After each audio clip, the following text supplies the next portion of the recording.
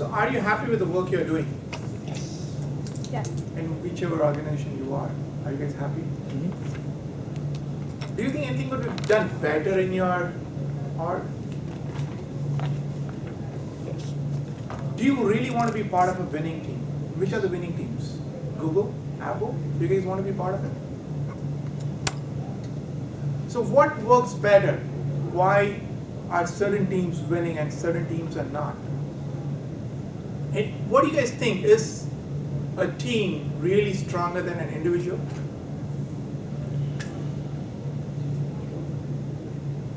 Let me ask you this. Can your team go to a war in Iraq?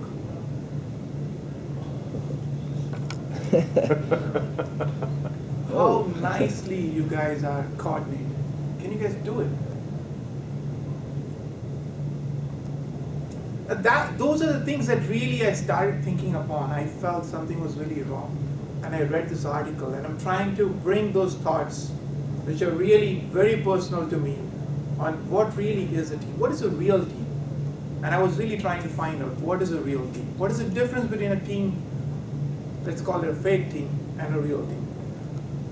So normally, most of the organization, what you would see is they will create a team, and they are nothing but people reporting to you directly, right?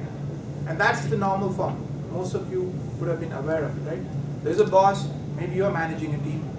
Your team is really, you have like 5 people directly reporting to you. That's one way to do it. And that's what people call team.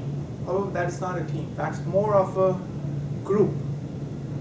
And you're trying to manage all the work. There's a problem here. Why people directly fall into that kind of model as a team? The reason is, most often, all of us, like, we have grown up with the concept of individual performance. Schools, right? We always did an individual performance. Everywhere we have been told, be fair, but then be the best, right? This is where most of the people normally try to build individual goals for your team members, individual things, and that's a natural, so to say, culture in us now, that we kind of fall into that kind of implementation of a team. There are some executives who come up and say the whole organization is a team. Do you agree with that? I feel that's really not a right notion of a team. Some people who will say we don't like teams are generally the people who would like to work as a loner. They are best when they work on their own. They don't like to speak up, they hate speaking, things like that. So those are the major hurdles why teams are really not the real teams. Now I want to bring to your attention what would bring a team which will outperform really the rest of the teams that you are seeing. What could you do better in your own organization that will make your team much better? One thing to make your team really better is define a collective work. Find a team objective, a team performance. Do you guys have a team performance today? A goal should be not an individual performance matrix for the year, right? How many of you signed your performance metrics for the year? It's for yourself. How many of you know what's a performance metrics for the team you belong for the year? Now that's where the distinction really happens. For if you are really part of a real team, you're going to have a lot more fun. You're going to see a performance goal for the team, and really the manager is really doing not the activity management or the work management. There's a shift there.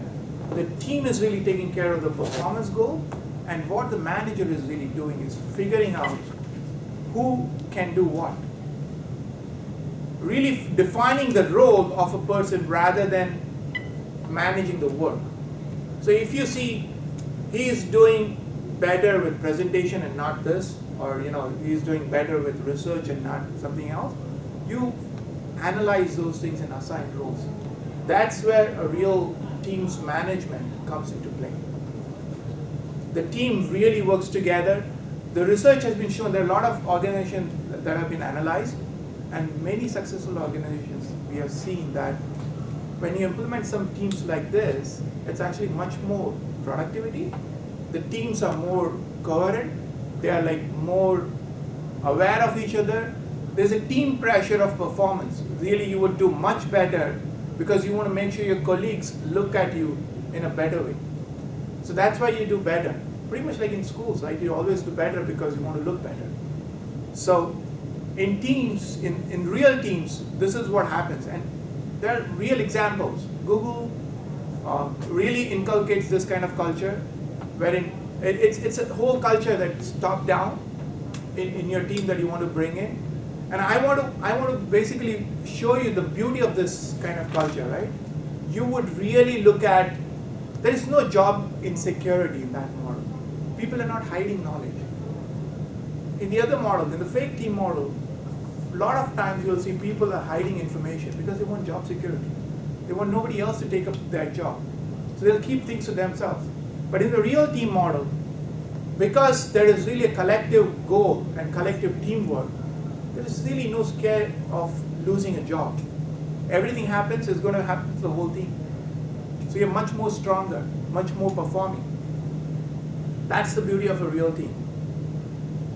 You'll have much more, if the things are happening in the right fashion in your organization, you'll have much more parties, much more humor, the interactions will be much better. That's what is a real team.